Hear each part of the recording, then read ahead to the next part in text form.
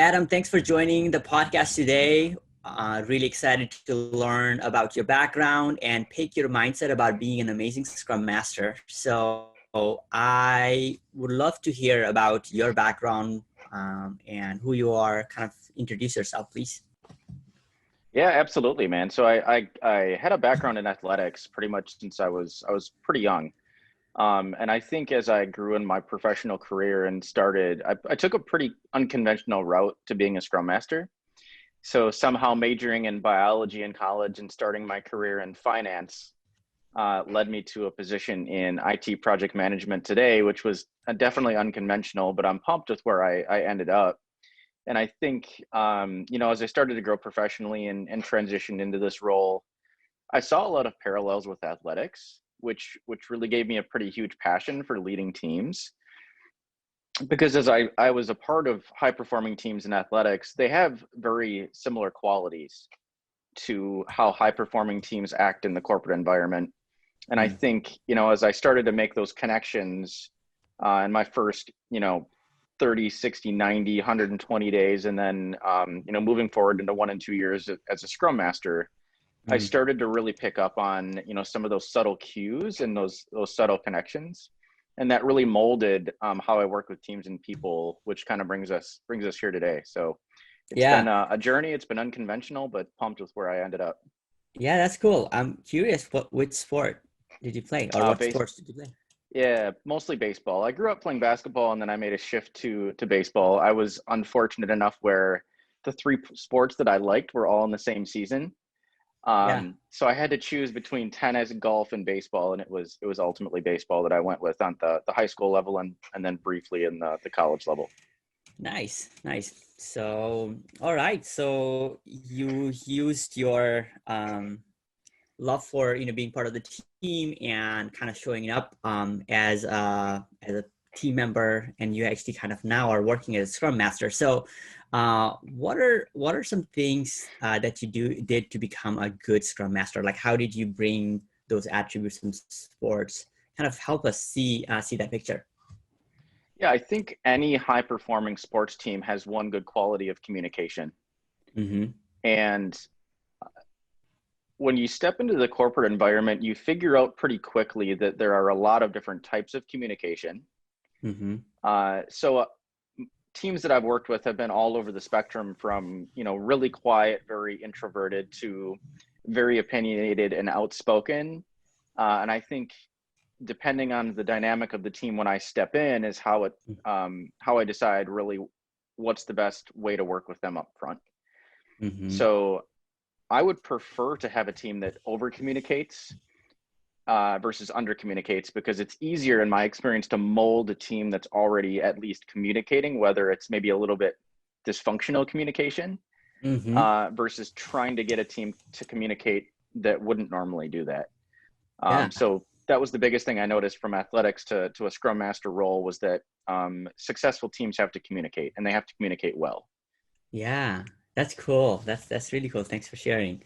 Uh, so yeah, let's kind of go a little bit more into the world. Like, you're working remotely as a Scrum Master, and also some of the audience who is watching this, they might kind of know about a Scrum Master role. They might not know what they accomplish in a week to week or in every 2-3 weeks. What do they accomplish? So let's kind of look into your life. So what does the week start with, and what are some things that you do? Can you share that with us? Yeah, I believe pretty strongly that the strength of a sprint sometimes is determined by how it starts, but also the prep for the sprint. Ah. So when I've stepped into some Scrum Master roles and worked with some teams that have a hard time grooming their user stories to bring into the sprint. And then as we got into our grooming sessions on the Monday morning to start the sprint, we were traditionally unproductive because our team wasn't really able to collaborate functionally. They were very dysfunctional. And then I had to find a way to prep in the previous sprint for the current sprint to make sure that we had enough momentum going into the current sprint to follow through for 2 weeks. Nice. So at the beginning, right, it's just a lot of preparation. I believe very strongly as a Scrum Master that I don't want to assign work. I want them to choose what they take on, and I want them to be pretty intentional, right? If they have a skill set that isn't quite so defined, I would encourage them to take something and work on it that they're not very familiar with, but then Mm-hmm. have someone that has more experience in that area help them throughout the sprint so that we can really create that cross functionality that Mm-hmm. is a major quality of high performing teams. Right. Nice. So preparation is key to kind of kick off the sprint. What does that preparation look like? So what are some scenarios that you have kind of seen? Obviously, for different people, it will be different, but what does preparation look like for you? Yeah, I think first it's making sure that we have user stories that are actually ready to be worked. Mm-hmm. Um, and that's the foundation. Mm-hmm. I've stepped into some roles where we don't have incredibly strong product owners. Mm-hmm. And to kind of counteract that, I've had to partner the development team up with the product owners and do what we called a pre-grooming backlog session on Fridays, Mm-hmm. before the actual grooming and planning session with the team on Mondays. And that served a couple of purposes. One, it made the user stories more clear. We were able to do more of a pre-grooming with them to start to split the user stories, change the language in the user stories if we needed to. And then when we came into the actual planning session to start the sprint, that ceremony was much more efficient because the team had a better understanding and could comprehend the story and the work more effectively than if we just brought them in, off of a raw rough draft. Nice. No, that's great. So, and from your side, preparation, you're kind of facilitating that pre-refinement meeting with the team, so then the stories are understood, and instead of, let's say in your case, if so you're supporting the product ownership, you're tapping into the collective resource or collective knowledge base of the team to make that work ready. So you're bringing that to the planning meeting. So that's amazing. Yeah, All right. sure. So let's say that we covered backlog refinement and sprint planning. So maybe kind of share a little bit, what does your role in facilitation or coaching or, maybe helping out on some areas, what does that look like in a sprint planning meeting? And what does the rest of the week looks like? Yeah. Any decision that I make as a Scrum Master, I try to keep with my team in mind. Mm-hmm. So my strategy with every team that I've worked with and every ceremony is, what do I have to do in this specific situation to help my team move forward most Mm-hmm. effectively? Yeah. So some of the times that comes down to time boxing Mm-hmm. and being a facilitator in, parking lotting issues. If there's maybe a complex technology that we can't figure out within a session, instead of spending, Mm-hmm. 30 minutes on one work unit Mm-hmm. and wasting our time, right? As a facilitator, making sure that I'm keeping the conversation somewhat clear, somewhat concise, and Mm-hmm. short enough where we're able to still be productive in those meetings, even if there's some complex problems. And then making sure as a facilitator that the one-off meetings are actually happening Mm-hmm. outside of the actual ceremony. Yeah. Um, and I think also, depending on how your team communicates, sometimes you have to be aware of the dynamic. Right. When you're working in teams and you have opinionated developers and you have opinionated people on your teams, a Mm-hmm. lot of times there can be conflict. Yeah. But as a Scrum Master and a facilitator, you have to understand what is healthy, Mm-hmm. whether it's an opportunity to sit back and let it happen, or Yeah. whether it's time to step in and facilitate and move the conversation in a different direction. And that's a little bit of an art that I think you have to pick up over time. Yeah. That's great. Thanks for sharing that. Um, so let's talk a little bit about on your week to week, right? So this planning is done. Team members have said, okay, we feel pretty good about these stories. They've defined the sprint goal, and the sprint starts, and there are different kinds of impediments that comes in when you decide to produce a working software in that sprint, right? So what do those impediments look like? And how do you go about removing them or helping the teams remove them? What's your mindset around impediments and your role as a Scrum Master? Yeah, I think a little bit of it first is analyzing the actual impediment. Normally in my experience, impediments have been rooted in some breakdown of communication or performance issue the previous week or the previous sprint. I've had a lot of experience. My teams have worked with APIs, and APIs can be complicated because you're pulling information from a different source.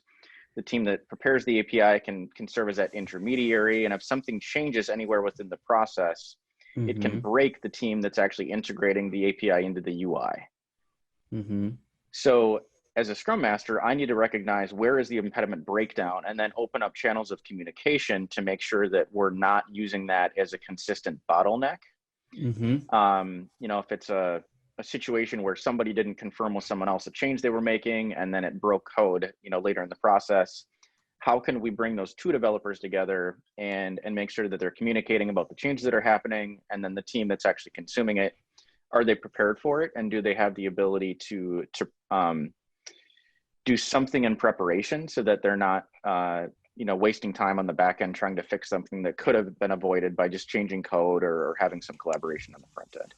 Yeah, no, that's great. Thanks for sharing that. I wanna change this conversation, and this is something a lot of new Scrum Master have questions about. And I remember having this conversation with you when you were a new Scrum Master, Adam.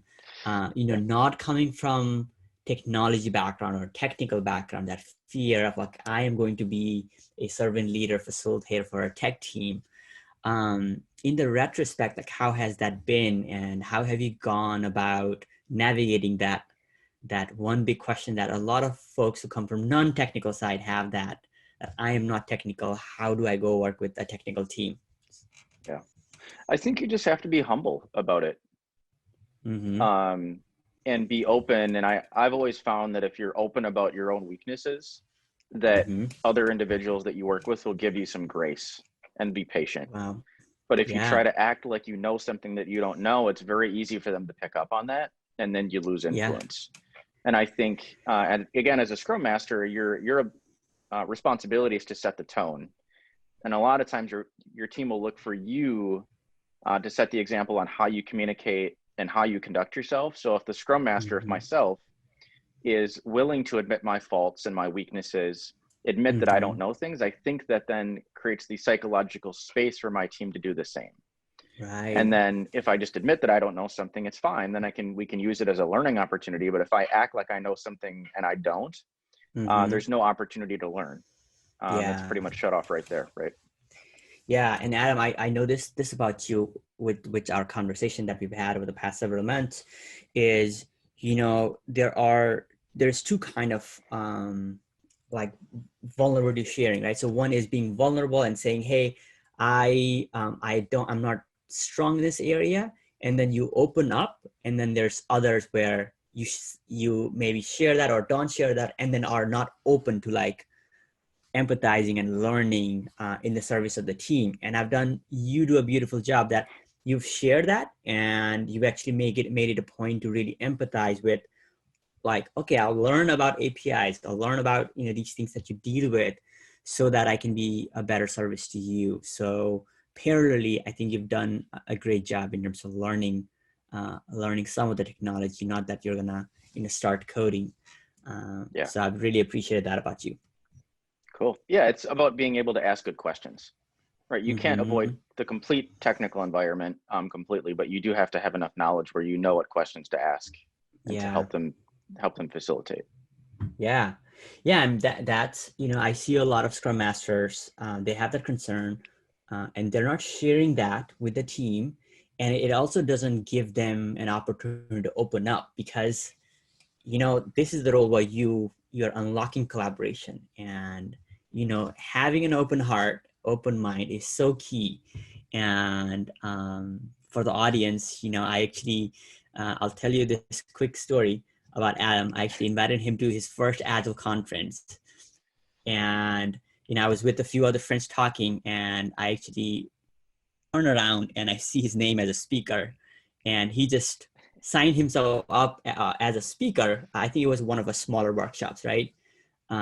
You actually like stepped in. I don't know if that had happened mistakenly, I think you said later, or if you chose that, but you actually volunteered to like lead or facilitate a conversation as speaker in your first Agile conference. So, I was very impressed that, okay, this person is going to be a great Scrum Master. I'd kind of thought about that, but do you want to talk about that kind of attitude of like stepping in and kind of leaning in and actually trying new things?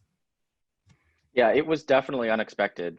So I had a topic that was healthy conflict that I was hoping somebody would talk about, that I could just listen and hear.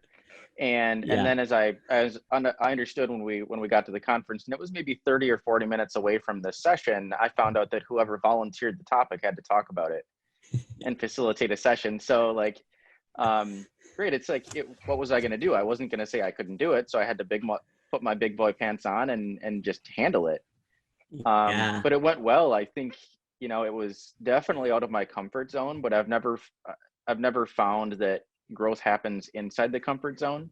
Yeah. So it was a growth experience. It went really well. I think it was my first experience in that environment. And what was even more encouraging is that when I got out of that session after it had Yeah. happened, I had, 10, 20-year veterans coming up to me and saying, hey, like, you did a great job facilitating.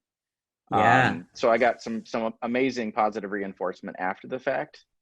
And again, I didn't really do much talking during that session. I really facilitated the group to Mm-hmm. come up with their own solutions, and we made it a collaborative effort where I just kind of took notes, versus just giving a presentation, which I think is kind of common in those environments. So it worked out Yeah. well. It was unexpected, but Yeah. it definitely stretched me. Yeah. No, and seeing you do that, that really inspired me too, actually. So I was thinking about starting to do some presentation or lead some workshop, and I don't know if I did that right away, but after a few months in the next conference, I actually co-facilitator session. So you definitely Nice. inspired me that day. Cool. Well, I owed you one because you inspired me a lot before that. Uh, yes. All right. Let's go talk about team building, building a high performing teams and building relationships. So what have you learned about building relationships with the team as a leader or a scrum master? Yeah. I think I've come at it from two different directions. Um, Number one, I have to understand and make a very intentional effort to get to know the person as an individual, and then how the team communicates as a whole and what Mm, the team dynamic is like. And I think part of getting to know the individual is understanding really what makes them tick, what motivates them, what do they like, what do they don't like. So I spent a lot of time up front building those relationships. mm-hmm. And I don't think that your teammates care how much you know until they know how much you care.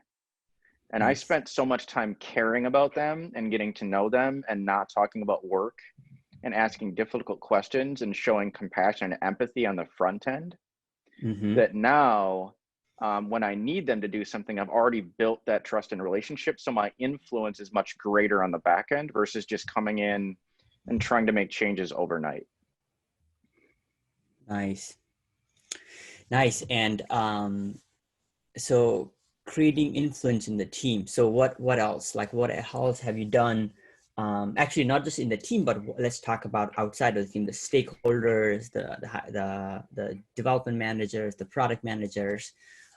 What are some other things that you've done to kind of create that influence, or create that agency um, to in service for the team? Um, Yeah. Yeah, I think understanding what someone's perspective is huge, and why they're telling mhm. you to do something. Yeah. And I traditionally have not always had like a wonderful working relationship with management and leaders, because I ask difficult questions, and my main focus as a scrum master is about the team. What does the team need? What can I do to support the team? And sometimes, that I've seen in organizations, the policies put in place hurt the teams. Mm-hmm. And my role as a Scrum Master, again, isn't to go in and be an emotional, bull in a china shop and beat my chest and complain. But I also feel like I have the responsibility to educate those that are making the decisions on the effect that those decisions are having on the teams. Mm. And I think my ability to have open conversations and do those with empathy and compassion and seek to understand first versus making a criticism or trying to change something has bought me influence on both levels. And Yeah.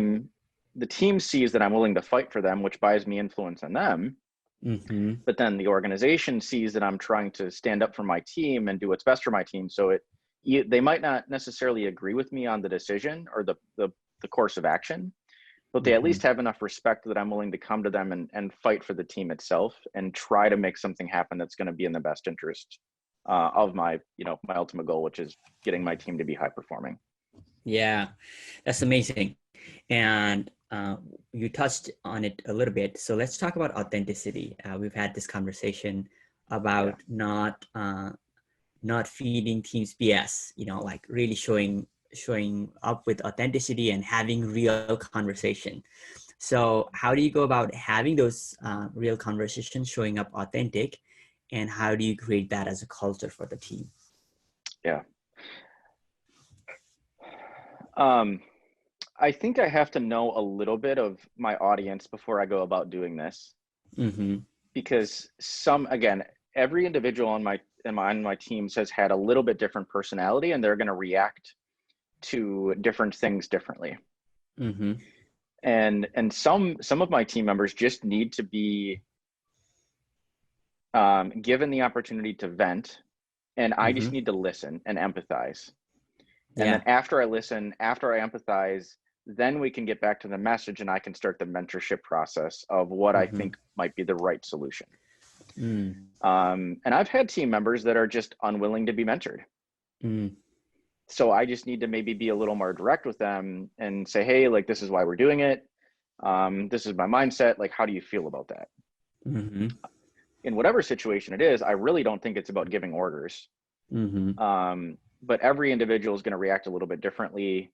And if something is happening that's very obvious, being this, for lack of a better term, ignorant optimist doesn't Yeah. necessarily buy me like influence, because they know that what I'm saying is incorrect, or it's just, it Yeah. isn't really authentic. I'm just trying to tell them something to do damage control. Whereas if I just Right. level with them and say, hey, like, yeah, that probably wasn't a good decision by this person. Mm. Let's try to give them some empathy and some compassion and some grace, considering like we're all under a lot of pressure. Mm-hmm. So acknowledging what they said is part of it, and then trying to empathize with the other person on why they might have done that is also important, so that we can kind of bridge that gap. Yeah. No, that's beautiful. So let's go a little bit meta and let's just kind of explore the emotional quotient of a Scrum Master. Why do you think it's important for Scrum Masters to be working on their EQ? I think it goes back to that previous point we had talked about on the team looking at the Scrum Master as the example. Mm-hmm. Because if I hear something from my leaders Mm-hmm. and my managers, and it emotionally sets me off, then my team is going to see that and they're going to think, oh, well, I can do the same thing. Mm-hmm. Whereas if I hear something that I disagree with and I'm able to compartmentalize it and handle it and just Mm-hmm. keep a good attitude about it, I think the team will look at me in that same light, and they'll be able to say, hey, like, Adam isn't rattled by this. We shouldn't be Mm. rattled by this either. Mm. And along with EQ, like, that's part of it, but then also having the emotional intelligence of knowing when to pass something on to my team and when to keep it to myself. Right. Because if I hear something negative coming from the business, but it's not going to help my team, there's no purpose for me to push that through. Right. I try to keep Great my point. team as isolated from problems and negativity as possible, and just allow them to do their own work, and focus on what they're best at, which is innovating, building, engineering, developing, et cetera. That's amazing. Um, so yeah, let's kind of explore, when you go into the new team, how do you go about preparing before you go into, how do you show up in the team in the first 60 to 90 days? So what are some things that you do to set yourself up for success as a Scrum Master and also to be of the most value to the team?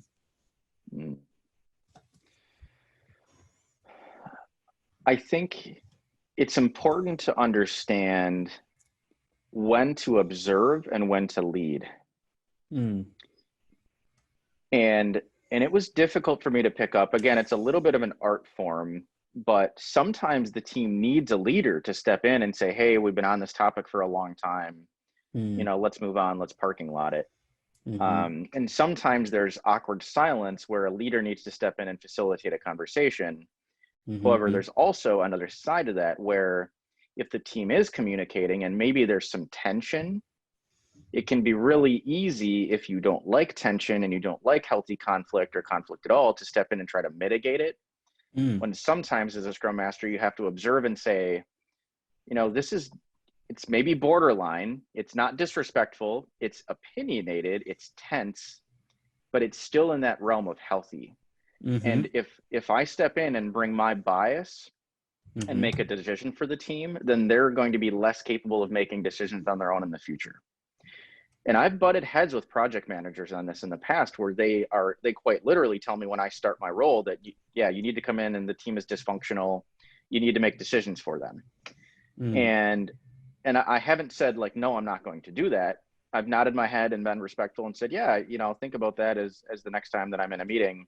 But then when it happens, right, I have to have enough courage to say, it's tense. It makes me feel uncomfortable, but the team is still communicating. There's still progress. And I would much rather have the team come up with their own solution and force them to do that versus me making a decision for them. Because my goal as a Scrum Master is to not be needed. If my team is so high performing and so self-organizing and I can remove myself from it, I think that's where you start to differentiate the good Scrum Masters from the great Scrum Masters. Lovely. I love that. And you kind of brought in the conflict topic. So, what other tips do you have for like maybe Scrum Masters to navigate conflict? Because, a lot of the times people are not skillful in terms of like navigating and facilitating and mediating conflicts. So any tips that you have for facilitators, Scrum Masters on viewing conflict? Yeah, I think if you recognize any Scrum Masters out there that are like me and they don't like conflict. Yeah. When you recognize that there's unhealthy conflict, because the Scrum Masters are pretty like pseudo-role. You're kind of a coach, you're a mentor, you're a psychologist, you're, a facilitator, you're kind of a project manager. So like as a psychologist, like part of this is behavioral science and psychology. So if you understand and you hear through the grapevine, because it's corporate, there's going to be some gossip. If you hear that there's gossip going around or two team members are not getting along, I think that it's important to have the courage to bring them together and make them communicate and work out whatever it is that they're disagreeing on. And I had that pretty early on in my career where two of my senior developers, they were amazing resources for me and the team, could not agree on how to build a certain line of code or how to build a certain segment. And I heard about it. And again, context behind this, I hate conflict. It's really difficult for me to take this on, but I knew as a facilitator and as a Scrum Master and as a coach and a mentor, I had to bring them together and try to help this. So I set up a meeting, a half hour, 45-minute meeting on all of our calendars with those two guys and myself, and labeled it conflict resolution. And I didn't know what to expect, but I brought them in and I said, hey guys, I don't think it's any secret that the team's success is going to depend on you two. The team looks to both of you as leaders. You're both influencers, and the team is probably not going to succeed unless you two are able to collaborate with each other. And I just wanted to bring us, into a conversation and try to work out what happened. And I have faith that you two can understand each other's perspective. So I just, wanted to get a gauge of what happened and maybe how we can, collaborate around the solution moving forward, because it's so essential that you two are able to work together in the future and be able to get along and really have a healthy relationship. Yeah. And luckily, they actually both agreed that they were wrong. So the one developer said, hey, I totally understand. My tone probably was a little bit inappropriate, and I can see how that would have made you defensive. And then the other developer said, I understand too. I'm really sorry. When I got emotional, I should have allowed myself the space to go cool down before saying some things that I shouldn't have said. Yeah. And then we left the meeting, and the feedback I got from both of them was, Adam, thank you for putting this together. Like, we would not have done it. It was really helpful, and it made us both feel better about the relationship. So that was Nice. a really cool victory as a young Scrum Master to take conflict head on and facilitate it appropriately in a way that actually led to a mitigation plan that was really effective. Yeah. No, that's amazing that despite of not liking conflict, you're able to hold space for them, and hopefully you showed up as a neutral facilitator, right? And not let your emotion get in, even though you don't like conflict. You held the space, um, and it's a great story. Yeah, thanks for sharing that. Cool, for sure. Um, so yeah, let's talk about helping the teams improve through retrospectives. So how have you used retrospectives to help your teams improve? Yeah. My experience is that less mature agile teams are going to need a scrum master to facilitate the first several retros, Mm-hmm. because they're probably not going to know how to communicate. Mm-hmm. They're going to go off on tangents that go 10, 20 minutes, and it can be really tempting as a scrum master to want to leave those and let them go and see if the team can come up with a solution. My Mm-hmm. experience is that if a team is not agile mature and they're a little bit dysfunctional, you have to step in and Yeah. facilitate. Mm-hmm. But within that, there's also a line where you have to draw and say, I'm not going to make the decision for them. I'm just going to facilitate the conversation and let them figure it out. Right. And then as the team matures, I actually did this pretty recently as I came in, and the team dynamic had drastically changed since I started. The team was actually able to communicate in a healthy way in every meeting, which was a victory in itself because they were very dysfunctional. Mm-hmm. And I came into the retro and I said, guys, I think we're at a point right now where I have enough faith in all of you, with the progress that I've seen over the past 4 months, that I think you guys can do your own retro today. And I'm Mm. going to sit back and be a passive observer and only step in when absolutely necessary. And I said, Nice. so, what do we want to talk about? And then I let them go. And they actually, if I'm being completely honest, it wasn't super productive. Yeah. But it turned into actually a retro where they were just complimenting each other on the things that they did well. Oh So wow. there weren't a lot of, when I say not productive, there weren't a lot of adjustments that were made out of the retro. But for them to come together as a team and say, hey, I really appreciated this that you did. You really helped us move Mm. forward. And then somebody else chipped in and said, yeah, absolutely, I really appreciate that you helped me out with this. It was really an awesome, gesture. So, the goal again is to help the team use the retros to improve, but then at the same time, it's their retro. Yeah. If Yeah. they No, just want that's to use it as a time to get to bond with each other and give each other compliments, that's not really my position to make that really rigid. right. Yeah, and then so that's amazing that you joined a team where there were a few dysfunction, a few conflicts, and going from there to you facilitating some retros, kind of showing them, here's kind of the format of the retro, here's what you should kind of get out, and then kind of having giving them letting them drive that, and still walk away with some good team building, and morale boosting activity. That's amazing. Yeah. And within that too, you have to hold the team accountable for action items, Mm. because a lot of times you can get into retros and it can just be a criticism, Mm-hmm. retro where they find fault in other teams or other departments or leaders or management. But Yeah. then there's not a lot of accountability on what are they willing to do. So I've set up retros where we've labeled the columns, right? I sent out the retro board the day before for them to somewhat mentally prepare for it. What did we do well? What did we not do well? What do we need to improve? And then the last column was, what's one thing that you are going to personally take responsibility for? And then hold them accountable to that over the next 2 weeks. So that's worked pretty well also. Nice. Yeah. I'm curious, how have you showed up in the team because of the pandemic, suddenly remote teams? What are some things that you've done to build a better team morale or a better connection? What are some things that you've done to create a high-performing team in a fully remote distributed environment? I think part of it is just coordinating conversations. Mm-hmm. Because it can be really tempting when you're remote to just send an instant message versus getting on a call. Mm-hmm. So if I'm hearing about a conflict, or if I'm hearing about an impediment or a misunderstanding, I always encourage my team to get on a call and work it out via a screen share or a face-to-face conversation versus going back in a chat for a half hour. Mm-hmm. And then in retros and some of our meetings, I encourage the team to get, to turn their videos on. We have the luxury of being able to do that. Some organizations don't.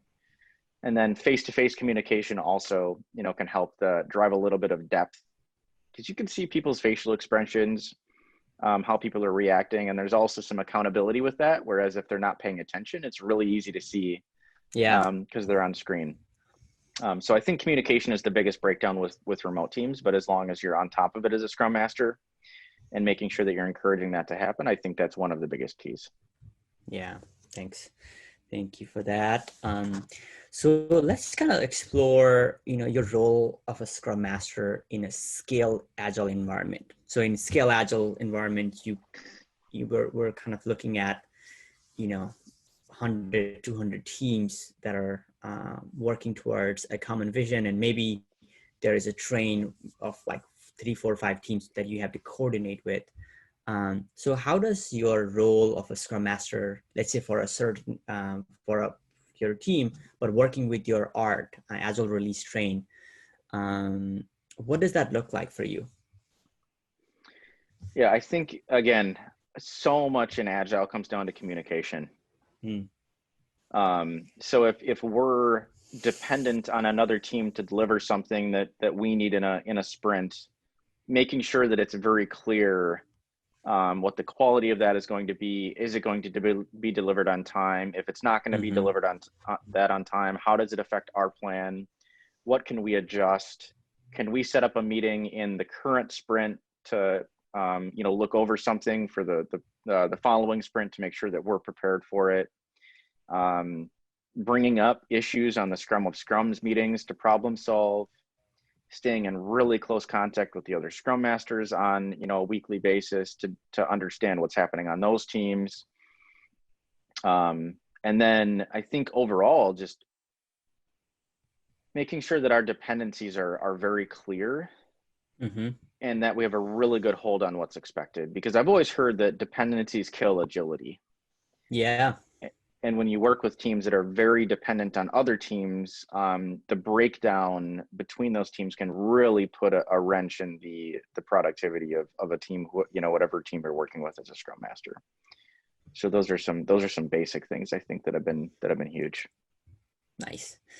So let's talk about maybe one event in scale Agile framework. Let's just talk about PI planning.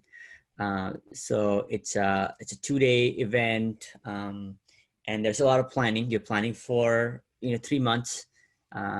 So what does that preparation look like, and how do you participate in the whole PI event as a scale Agile Scrum Master? And what has been your experience from the PI planning? I think the biggest lesson that I've learned has been to prepare for the PI as best you can before the PI planning event actually happens. Holding the product owners and the product managers somewhat accountable to making sure that they have stories written for the features. Are there open questions on the stories and features that we need to communicate about? Does the team understand what is being asked of them? And again, my personal experience is that the more successful your preparation for the PI planning is, the smoother that your PI planning is actually going to go. And then when you're in PI planning, a couple of things. One, I encourage my team to have the courage to speak their mind, because a lot of times the business will try to force more work on them than what they can really handle, or they're going to miss the context of what's actually happening on the team level. And I've always tried to facilitate and encourage my team to speak up when they have the audience if they see a yellow or a red flag in place. And that's another thing I think that's helped to tie that into what we originally talked about communication.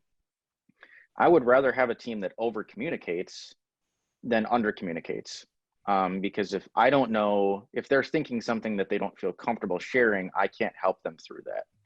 And then again, when we're in PI planning, I think another thing that we just touched on, but still important, is those dependencies.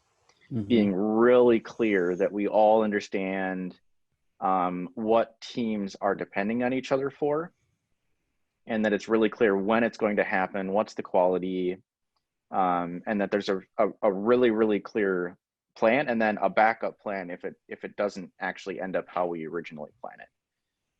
And that can kind of save yourself a little bit of trouble down the line as well. Nice. That's great.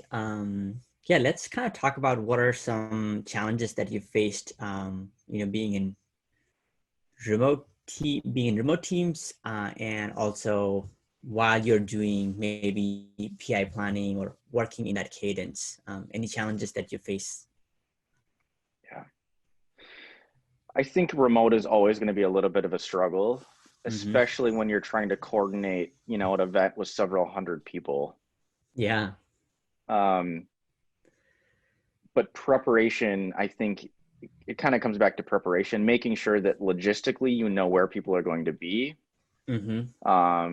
allowing your team the space to ask questions, prepping the team for where they need to be, when they need to be there, what the context of the role is.